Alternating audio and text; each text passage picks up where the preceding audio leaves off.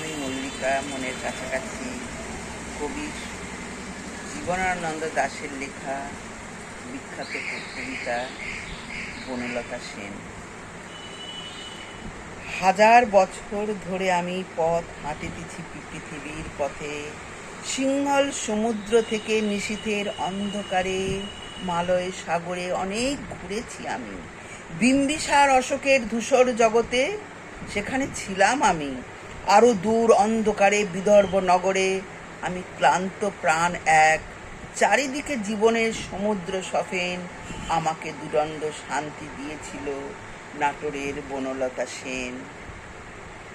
চুল তার কবেকার বিদিশার নিশা, মুখ তার শ্রাবস্তির কারুকার্য।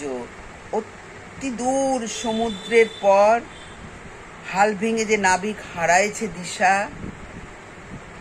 সবুজ ঘাসের দেশ যখন সে চোখে দেখে দারুচিনি দ্বীপের ভিতর, তেমনি দেখেছি তারে অন্ধকারে। বলেছে সে, এতদিন কোথায় ছিলেন? পাখি নীরের মতন চোখ তুলে নাটোরের বনলতা সেন।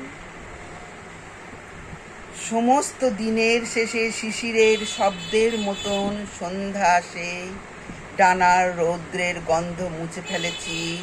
পৃথিবীর সব রং নিভে গেলে পাণ্ডুলিপি করে আয়োজন, তখন গল্পের তরে জোনাকির রঙে ঝিলমিল। সব পাখি ঘরে আসে, সব নদী ফুরায় জীবনের সব লেনদেন, থাকে শুধু অন্ধকার মুখোমুখি বসিবার বনলতা সেন।